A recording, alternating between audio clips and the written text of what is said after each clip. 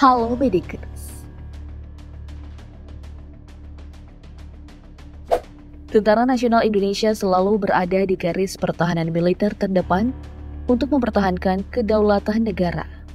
TNI tidak segan-segan menurunkan seluruh kekuatan yang dimilikinya untuk membela bumi pertiwi. Selain dilengkapi persenjataan yang mumpuni, TNI juga memiliki kelompok pasukan elit yang disegani musuh. Para pasukan elit TNI ini siap diturunkan untuk membela mati keutuhan NKRI. Lantas apa sajakah kelompok pasukan elit TNI? Mari kita bongkar.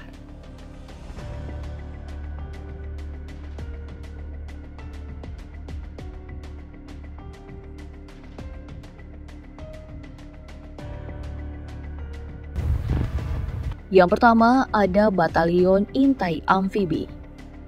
Batalion Intai Amfibi atau disingkat Yontaifib adalah satuan elit dalam Korps Marinir yang memiliki spesialisasi dalam operasi pengintaian amfibi atau amphibious, reconnaissance, dan pengintaian khusus atau special reconnaissance.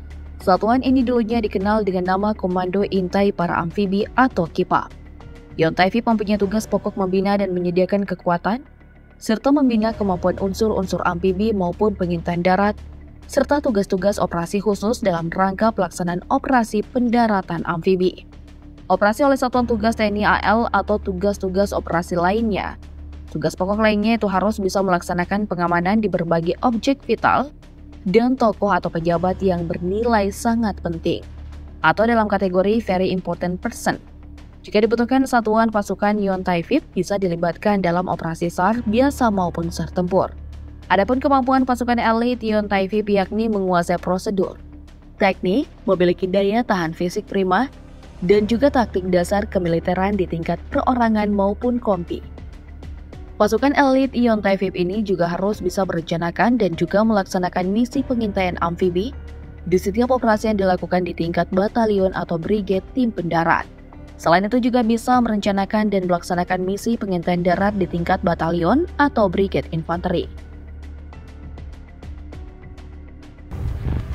Selanjutnya ada Detasemen Jala Mangkara atau Denjaka, merupakan pasukan khusus yang dimiliki TNI Angkatan Laut.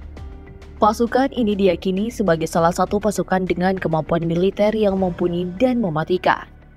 Tugas pokok Denjaka adalah membina kemampuan anti-teror dan anti-sabotase di laut dan daerah pantai, serta kemampuan clandestine aspek laut lainnya.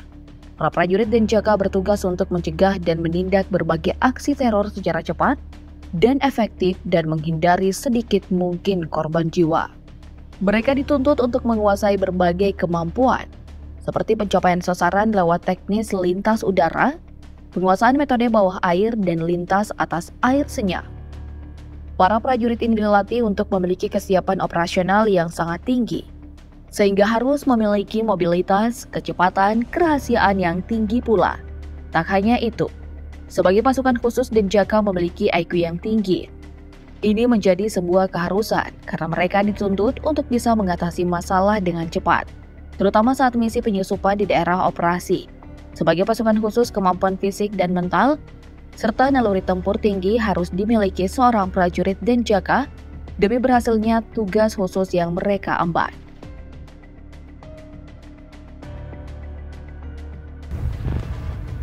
Komando Pasukan Gerak Cepat atau Kopasgat Satuan Tempur Darat berkemampuan 3 matra, yaitu udara, laut, dan darat.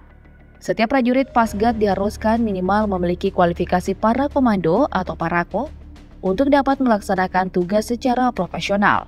Para prajurit Kopasgat memiliki tambahan kemampuan khusus kematraudaraan sesuai dengan spesialisasinya. Adapun Kopasgat terbagi dalam beberapa spesifikasi, yakni Pusdiklat, Anti-Teror, Detasemen Matra, Resimen Hanut, Brigade Komando, dan Resimen Bantuan Tempur. Para pemilik baret jingga harus siap diterjunkan di segala medan baik hutan, kota, rawa, sungai, laut untuk menumpas semua musuh yang melawan NKRI. Kopasgat mempunyai ciri khas tugas tambahan yang tidak dimiliki oleh pasukan lain, yakni operasi pembentukan dan pengoperasian pangkalan udara dan OP3U. OP3U merupakan operasi dalam merebut serta mempertahankan pangkalan, kemudian menyiapkan pendaratan pesawat dan penerjunan pasukan.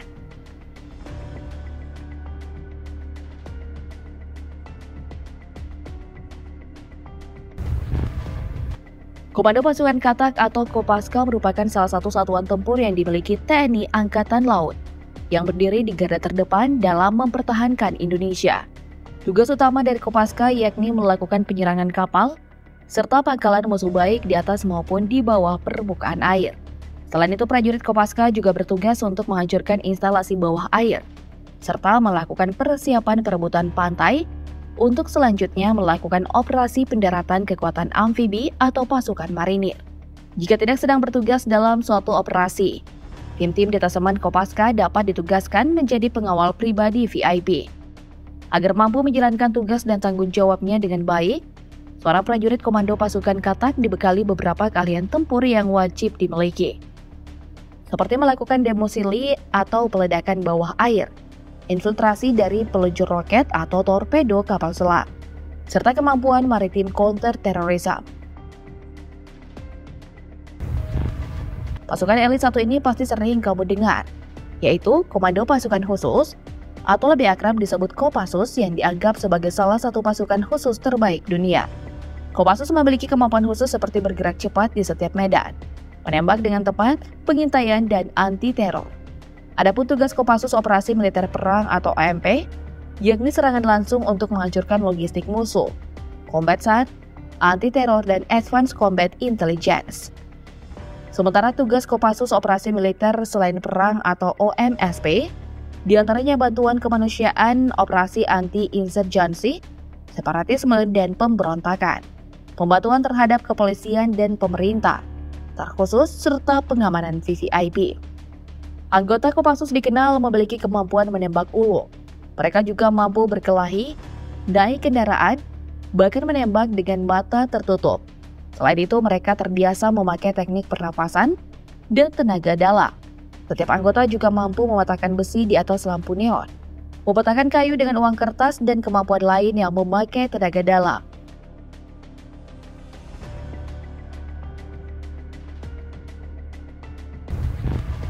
Peleton Intai Tempur atau Taipur adalah pasukan berkualifikasi intelijen tempur Kostrad. Prajurit Taipur memiliki keahlian khas, yakni melakukan infiltrasi ke jantung musuh secara senyap untuk melakukan sabotase. Prioritas yang diberikan adalah tugas-tugas infiltrasi di gunung dan kota. Ciri khas lain prajurit Taipur adalah memiliki senjata berupa senapan serbu, pistol, sangkur, hingga sniper. Tak banyak yang tahu bahwa pasukan ini memiliki berbagai keahlian khusus sabotase, intelijen, dan operasi tempur dengan misi operasi khusus. Mereka bekerja secara senyap namun efektif. Ciri itulah yang membuat Taipur kurang familiar di telinga masyarakat. Namun di balik kesenyapan itu, personil Taipur mempunyai keahlian khusus bertempur di darat, laut, dan udara. Dan itu tadi para pasukan elit milik Tentara Nasional Indonesia yang siap diterjunkan kapan saja untuk membela dan menjaga kestabilan negara. Menurut kamu, kelompok pasukan elit mana yang paling bikin musuh ketar-ketir?